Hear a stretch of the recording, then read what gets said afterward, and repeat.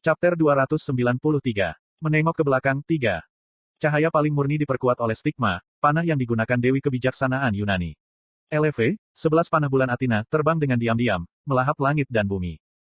Saat panah terbang melintasi langit, dunia menjadi putih. Semua monster di dekatnya dibakar hidup-hidup oleh cahaya bulan yang luar biasa. Meskipun masih sore, langit menjadi gelap, karena cahaya bulan hanya bersinar dalam gelap. Petik 2. Kemarilah. Aku mempercepat Jin Sahyuk yang menatapku. Dia masih terlihat bingung, tetapi saya tidak punya banyak waktu luang. Aku akan meninggalkanmu jika tidak. Gu. Pada saat itu, langkah dari pasukan monster lain terdengar dari luar cakrawala.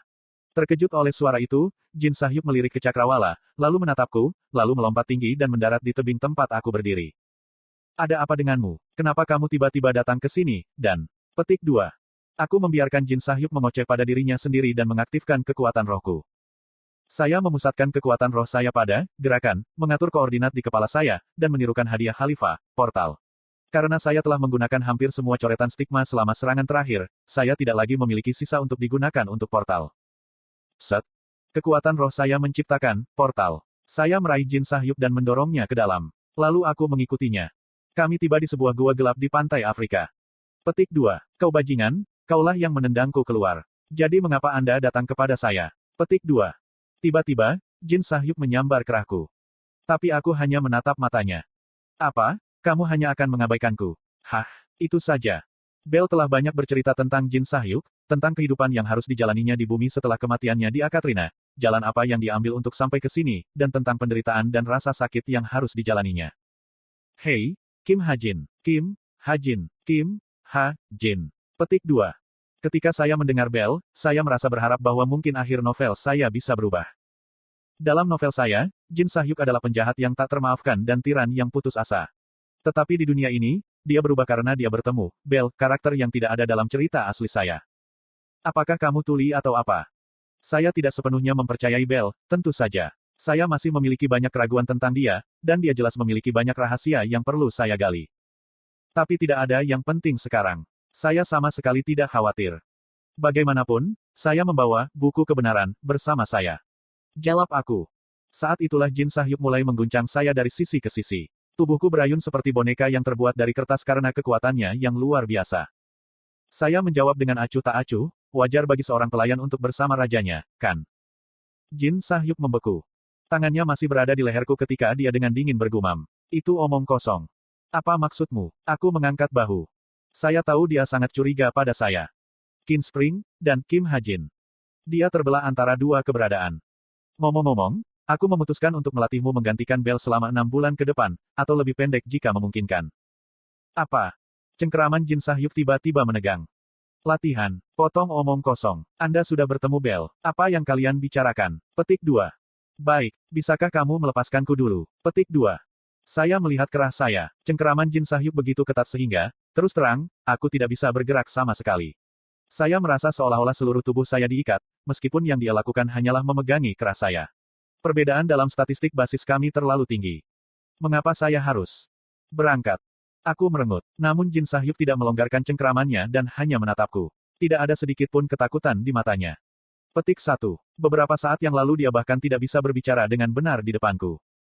Petik 2. Apakah kamu pikir aku bercanda hanya karena aku bersikap santai padamu beberapa bulan terakhir ini? Apa? Jin Sahyuk menggertakkan giginya dan tidak menjawab. Nah, sekarang adalah waktu untuk meluruskan catatan. Saya hanya memiliki satu garis stigma yang tersisa, tetapi saya masih yakin saya akan menang. Selama aku punya nasib, aku tidak akan pernah kalah dari Jin Sahyuk. Lepaskan aku sebelum aku menghitung sampai 3. Saya mengangkat 3 jari ke atas. 1, 2. Saya melipat 2 dari mereka. 3. Dan yang terakhir. Tapi tangan Jin Sahyuk masih berada di kerahku. Dia menyeringai. Datang saja ke aku, dasar bajingan. Kamu pikir aku akan takut padamu lagi? Saya segera mengaktifkan takdir. Semua statistik saya meningkat 300% dan sensasi kekuatan absolut meliputi seluruh tubuh saya. Kali ini, takdir termasuk akselerasi instan Pinnacle Rank, yang melekat pada Black Lotus Uniform. Darahku mulai mengalir deras, dan kecepatanku meningkat tanpa batas ketika dunia melambat hampir berhenti. Sementara itu, Jin Sahyuk adalah kamu. Aku meninju perut Jin Sahyuk. Matanya melebar. Dia batuk darah pada saat yang tepat dari dampaknya. Jin Sahyuk perlahan mulai menarik kembali, memegangi perutnya. Dia mungkin sedang dalam proses terlempar ke belakang. Uek. Aku meraih bahu Jin Sahyuk dan menendangnya di perutnya kali ini. Air mata mengalir dari mata Jin Sahyuk tetapi dia membalas dengan manipulasi realitas. Cuaak. Bilah tajam dari kekuatan sihir meninggalkan bekas luka di pipiku. Oh wow. Seperti yang diharapkan dari Jin Sahyuk, sepertinya aku tidak bisa membiarkan pertahananku turun bahkan dalam keadaan nasib. Saya mengakui kekuatannya dan... Uek, petik 2. Lanjutkan mengalahkan omong kosong dari Jin Sahyuk dengan sungguh-sungguh. Tigris hanya butuh 3 menit untuk sepenuhnya memusnahkan pengawalnya. Para penjaga di barisan depan terbunuh sebelum mereka bisa melakukan apapun, yang lain yang mengerti situasinya berusaha melawan tetapi gagal. Tigris telah membunuh semua bawahannya hanya dalam 3 menit. Tanda hubung. Mulai, Suho. Kami akan melindungi Anda. Roger. Tigris akhirnya sendirian dan sekarang adalah waktu terbaik untuk menyerang. Dengan Misteltein di tangannya, Kim Suho berlari menuju sasarannya melewati bidang yang hancur. Pang! Namun, sebelum Kim Suho bisa mendekatinya, Tigris mengayunkan tinjunya. Pukulannya terbang ke arah Kim Suho yang masih berjarak 500 meter. Ini adalah Formless Tiger Pang, yang terkenal, spesialisasi Tigris. Dentang. Kim Suho mengayunkan Misteltein dan menghentikan serangan. Petik 2 tanda tanya petik 2. Baru saat itulah Tigris menaruh minat pada Kim Suho. Menatap musuhnya, Kim Suho berbisik ke radionya. Petik 2. Aku akan mempersiapkan diriku untuk pertempuran panjang. Ya, lakukan itu. Lebih baik begitu. Karena kami membawa grup Chameleon bersama kami, Anda tidak perlu khawatir tentang bala bantuan yang datang untuk membantunya. Pang Tiger tanpa bentuk, hampir tak terkalahkan. Itu adalah pukulan yang bisa melakukan perjalanan jauh, dan di sepanjang jalan, itu menyerang semua yang ada di bidang pandangan 320 derajat Tigris. Tetap saja, pukulan macan tanpa bentuk dikendalikan oleh kekuatan sihir. Tigris, sebagai keturunan dari pegunungan Himalaya Tyrant, secara alami memiliki kapasitas kecil untuk kekuatan sihir. Oleh karena itu, kesempatan pada akhirnya akan datang selama seseorang dapat bertahan dari Pang Tiger tanpa bentuk sampai kekuatan sihir Tigris habis. Itulah yang ditunggu Kim Suho. Dia cukup cepat untuk menghindari serangan Tigris dan pemberiannya dapat memotong Pang Tiger tak berbentuk. Tigris. Kim Suho berteriak. Tigris bangkit perlahan dan menatap Kim Suho. Kemarahan di matanya tampaknya telah mereda. Kepada Tigris, Kim Suho berteriak lagi. Aku membunuh Horseles. Dia memutuskan bahwa cara tercepat untuk menghabiskan kekuatan sihir Tigris adalah membuatnya gila lagi. Petik 2 tanda pisah tanda pisah tanda pisah tanda seru petik 2. Dan keputusannya bijak. Kegilaan menelan mata Tigris sekali lagi. Dengan suara gemuruh yang menghancurkan bumi, Pang Harimau tanpa bentuk yang tak terhitung jumlahnya bergegas menuju Kim Suho. Pang, pang. Pukulan datang dari segala arah. Dari langit, dari tanah, dan dari udara ke samping. Tidak ada pola yang bisa dibedakan dalam serangan itu, dan setiap pukulan sama mematikannya dengan yang lain. Meskipun demikian, Kim Suho berhasil memblokir mereka semua. Pedang Sein pedang itu siap dan efisien. Pedang itu bergerak secara diagonal dan memotong pukulan yang mengalir dari segala arah. BBB Boom. Di tengah suksesi serangan yang tak berkesudahan, Kim Suho menutup matanya. Visinya menjadi gelap tetapi inderanya yang lain meningkat. Dia sekarang hanya mengandalkan indera dan intuisinya untuk memberikan serangannya, mencapai lambang ilmu pedang yang sempurna. Koong. Tigris terus mengayunkan tinjunya, menggunakan 108 pukulan berturut-turut yang sangat ia banggakan. Sejauh ini tidak ada yang selamat dari serangan ini. Ses. Kim Suho menyelipkan pedangnya kembali ke sarungnya, lalu menghunus pedangnya lagi dan mengayunkannya ke depan. Cuaa. Teknik menggambar pedangnya menyebar seperti gelombang dan menggagalkan 108 pukulan beruntun Tigris. Petik 2. Apakah ini yang kamu punya?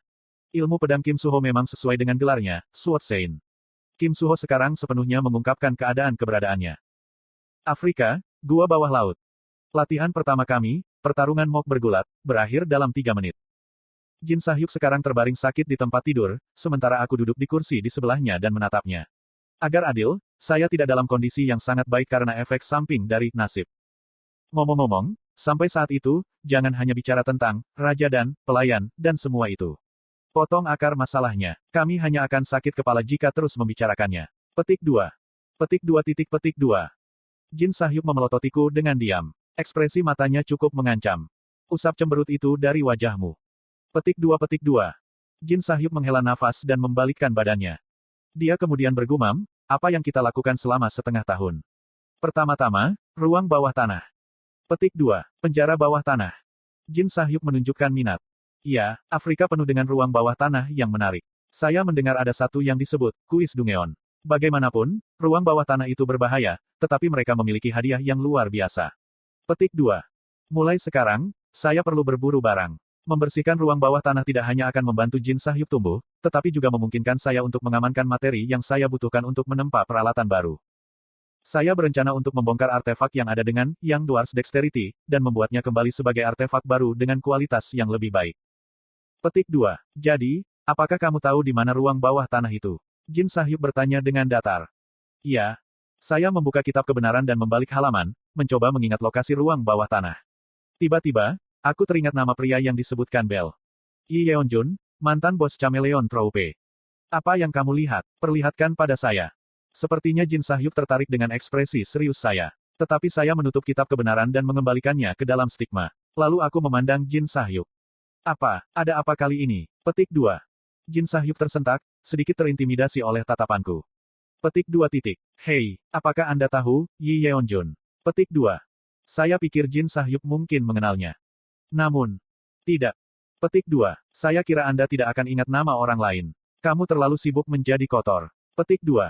Di sana kamu pergi dengan penghinaanmu lagi, brengsek. Berhentilah memanggilku nama. Saya meletakkan tangan saya di atas kepala Jin Sahyuk.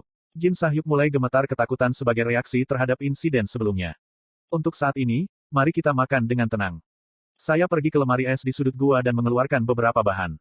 Daging sapi, bawang hijau, bawang merah, bawang putih, daun bawang, beras, masakan anggur. Kemudian sesuatu terlintas di pikiran saya dan saya menyalakan jam tangan pintar saya. Mungkin aku akan bertanya pada Yo Jin Hyuk. Lagi pula dia masih aktif. Dan ketika saya berada di sana, saya mungkin juga mengirim SMS ke bos dan biarkan dia tahu saya baik-baik saja. Bell memberitahuku bahwa aku tidak punya pilihan selain mengkhianati bos, tetapi pikiranku berbeda. Ya, mari kita lakukan itu.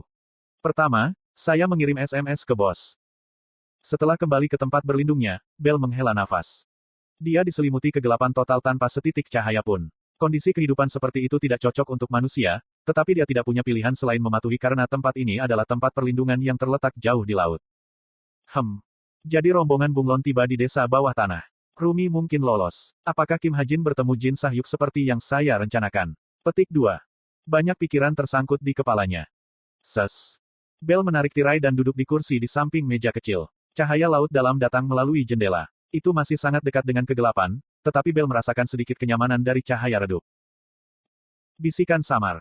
Bell menuangkan teh ke cangkir teh sambil memutar kepalanya ke arah suara. Apakah kamu bangun? Tidak ada jawaban, tapi desahan yang tidak setuju mengumumkan keberadaan seseorang. Bell tersenyum dan menyesap teh. Kenapa kamu tidak minum teh juga? Saya membawanya dari menara. Petik 2. Bell menghabiskan sepanjang hari berbicara dengan Kim Hajin, mengungkapkan rencananya yang paling rahasia. Tapi ada satu hal yang dia sembunyikan. Itu adalah keberadaan seseorang. Desahan menjadi lebih keras. Dan Bell memanggil namanya. Yeonjun. Dia dicintai dan dihargai oleh beberapa orang dan dibenci oleh banyak orang lain. Dia diketahui telah meninggal sejak lama, tetapi dia bangkit kembali setelah tidur panjang. Apa? Yi Yeonjun menjawab dengan enggan. Dia terus melirik ke jendela, tampak tidak nyaman. Apakah Anda mau teh? Alis Yi Yeonjun menggeliat. Mata coklatnya menjadi tajam, membuat ekspresinya secara keseluruhan tampak lebih tegas. Tidak. Bagaimana perasaanmu? Belum lama sejak Anda bangun. Petik 2. Petik 2. 3 bulan sudah cukup lama. Yi Yeonjun bangkit dari tempat tidurnya. Krik, sungai. Dia terlatih-tatih dengan satu kaki saat dia berjalan menuju kursi yang menghadap Bell.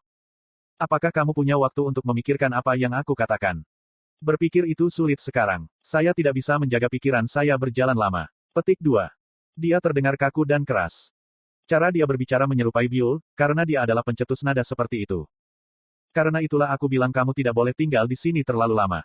10 tahun sudah cukup. Petik 2. Yi Yeonjun bangun dari tidur panjangnya hanya 3 bulan yang lalu. Tetapi waktu sebenarnya yang dia habiskan untuk tidur puluhan kali lebih lama dari 3 bulan. Tidak ada lagi yang bisa saya lakukan. Seluruh tubuh saya hancur dan saya tidak ingin bangun dalam keadaan itu. Petik 2. Yakin, lebih penting lagi, bukankah Anda akan bertemu Biul? Petik 2. Biul sangat dekat dengan Yi Yeonjun saat Bell terakhir kali diperiksa. Namun, banyak waktu telah berlalu sejak terakhir kali mereka bertemu, dan Bell tidak yakin apakah Biul masih merasakan hal yang sama tentang temannya. Kenapa aku harus bertemu Biul? Petik 2. Yi Yeonjun tersenyum kecil dan menggelengkan kepalanya. Bell memandang senyumnya dan bagaimana lesung pipinya yang ikonik muncul di pipinya. Suatu ketika, Bell mengira bahwa senyum Yi Yeonjun menangkap bentuk kejahatan yang paling murni, jenis kenakalan dan kepolosan yang sama seperti milik seorang anak. Dia baik-baik saja tampaku. Orang bisa mengatakan Yi Yeonjun bangga pada Byul dari cara dia tersenyum. Tapi dia tidak bangga padanya sebagai pribadi, lebih tepatnya, senyumnya menunjukkan kebanggaan seorang pendekar pedang ketika dia melihat pedangnya. Jadi, kamu tidak akan pernah melihatnya. Aku akan melihatnya ketika waktunya tepat. Jangan terburu-buru. Byul masih tidak, dan mungkin tidak akan pernah, tahu bahwa pria yang mendorongnya ke dalam lubang keputusasaan adalah Yi Yeonjun. Petik 1. Byul, keselamatan yang kamu terima dari Yeonjun tidak lain hanyalah penipuan. Bel menghela nafas ketika dia memikirkannya. Jadi, apa rencanamu mulai sekarang, Yeonjun? Aku akan mengambil waktu untuk pulih, lalu pergi mengejar Chae Jochul. Dahulu kala, orang yang menghancurkan Yi Yeonjun bukanlah Bel tetapi Chae Jochul. Hanya saja kebenaran telah dikubur oleh skema menipu Chae Jochul. Ngomong-ngomong, aku terkejut bahwa Chae Jinyon salah. Dan orang yang menanam benih iblis di Chae Jinyon adalah Yi Yeonjun. Pria yang menghasut pembunuhan ibu Chae Nayun juga mungkin Yi Yeonjun.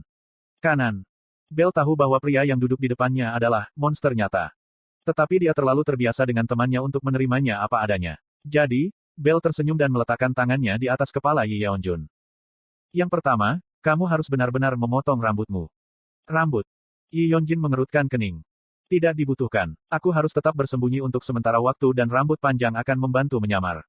Petik 2. Petik 2. Cek. Lalu, aku mengambil tujuanmu selanjutnya setelah membunuh Chae Jochul masih sama. Petik 2. Ya, semakin jelas semakin lama saya tidur. Seolah-olah seseorang menghembuskan jawaban itu ke kepalaku. Petik 2. Sangat. Kedengarannya menarik. Bel juga tahu bahwa agar Kim Ha-jin mencapai tujuannya sendiri, dia harus membunuh orang ini. Ketika waktu itu tiba, aku mungkin merasa sedikit sedih, pikir Bel. Untuk alasan itu, Byul harus mengkhianati Kim Ha-jin. Dia tidak akan pernah bisa memaafkan Kim Ha-jin karena membunuh Yi Yeonjun.